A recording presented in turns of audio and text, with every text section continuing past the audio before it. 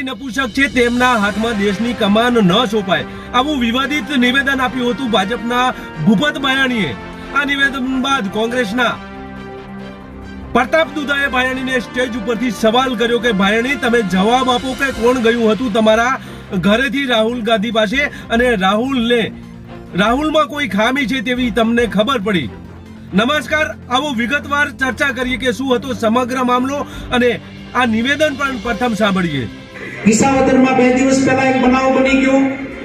વિસાવદરના એક વેસાણીઓ માલ આમ આદમી પાર્ટીનો ધારાસભ્ય રાહુલ ગાંધી બારામાં નિવેદન ન કરવાનું નિવેદન કર્યું. ઈ ભૂપત ભાયણીને અમરેલીની આ કાર્યાલયથી એનું પણ કાર્યાલયનું ઉદ્ઘાટન હતું. ઈ ભાજપના વ્યક્તિનો કહેવા માંગુ કે તમે જે અમારા રાહુલજી બારામાં નિવેદન કર્યું, રાહુલજીને જે તમે ભાષાથી ઉપયોગ કર્યો, હું તમને પૂછવા માંગુ છું, ભૂપતભાઈ ભાયણી, તમારા ઘરમાંથી કોણ ન્યાય ગયું હતું તો તમને ખબર પડી કે અમારા રાહુલ ગાંધીમાં ખામી છે? તમારા ઘરમાંથી કોણ ગયું તમને પૂછવા મીડિયા સામે માંગુ છું.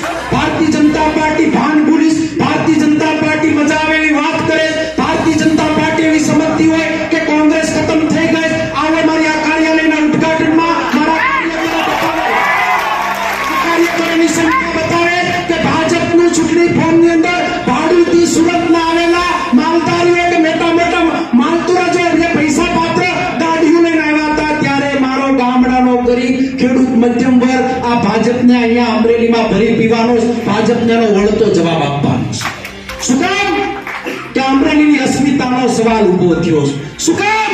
કે ભારતીય જનતા પાર્ટી અમરેલી સાથે હર હંમેશા ખતરા કરવાનું જે કાર્ય કર્યું, હરીફ ઉમેદવારની મારે કાંઈ વાત નથી કરવી. આ ભારતીય જનતા પાર્ટીને મારી અમરેલી જિલ્લાની જનતા જવાબ આપવાની.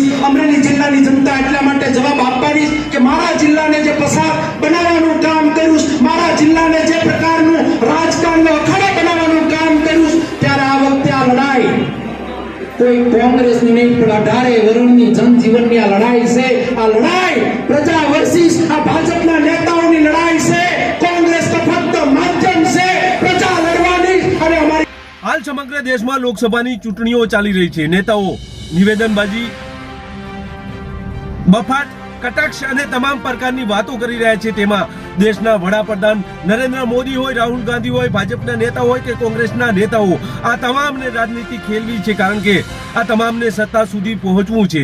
સૌરાષ્ટ્રની ચૂંટણીઓમાં હાલ ગરમાવો જોવા મળી રહ્યો છે, કારણ કે સૌરાષ્ટ્રના ભૂપતભાઈ ભાયણી આમ પણ વિવાદિત જોવા મળ્યા હતા. અગાઉ પણ તેમણે આમ આદમી પાર્ટીનું ધારાસભ્ય પદ છોડી અને ભાજપનો ખેસ પહેર્યો છે અને આમ આદમી પાર્ટીના નેતાઓ તેમને ગદ્દાર કહી અને પોકારી રહ્યા છે. અને આ દરમિયાન તેમણે એક વિવાદિત ભાજપની સભામાં નિવેદન આપ્યું છે. તે આ પ્રથમ નિવેદન સાંભળીએ. આપ સૌ સમજી શકો કે રાહુલ ગાંધી જેવા નપુંસક વ્યક્તિત્વના હાથમાં દેશની કમાન ન સોંપી શકાય. સમજી શકીએ ને બધા? તો આલિયા માલિયા જમાલિયા બધા એક કુંડીએ પાણી પીવે છે બધા. અમે સાંભળ્યું એ પ્રકારે પ્રતાપ દુધા સાથેની વાતચીતની શરૂઆતમાં જ પ્રતાપ દુધાએ આમ આદમી પાર્ટીનો વેચાયો માલ કહી દીધો. એટલે કે તેમણે ભૂપત ભાયણીને આ શબ્દો ભૂપત ભાયણી માટે વાપર્યા. ભૂપત ભાયણીને અગાઉ આમ આદમી પાર્ટીએ ગદ્દારનો કરાર આપી દીધો છે, આપી ચૂકી છે, નામ પણ આપી ચૂકી છે. ત્યારે કોંગ્રેસનું આ નવું નામ વેચાયેલો માલ જોવા મળી રહ્યું છે. અને સાથે પ્રતાપ દુધાએ આડે હાથ લેતા કેટલાક પ્રહારો કર્યા. તેમની જીભ લપસી તેમણે સવાલ જ કરી નાખ્યો. તે સવાલમાં કદાચ તેમને એવું લાગ્યું હશે કે આ વેધક સવાલ છે, પરંતુ હવે રાજકારણના નેતાઓ પેન્ટ ઉતારીને આ રાજનીતિ કરે એટલો જ સમય બાકી રહ્યો છે. આપણાથી દૂર આ સમય ઘણો નથી તેવું લાગી રહ્યું છે આ બંને નેતાઓના ભાષણના નિવેદનોના અંશો ઉપરથી. બસ એ જ. જો તમે અમારી ચેનલમાં નવા છો અને આવા જ લેટેસ્ટ ન્યૂઝ જોવા માંગો છો તો અમારી ચેનલને અત્યારે જ સબસ્ક્રાઇબ કરો, જેથી આવનાર લેટેસ્ટ ન્યૂઝ તમારા સુધી પહોંચી શકે.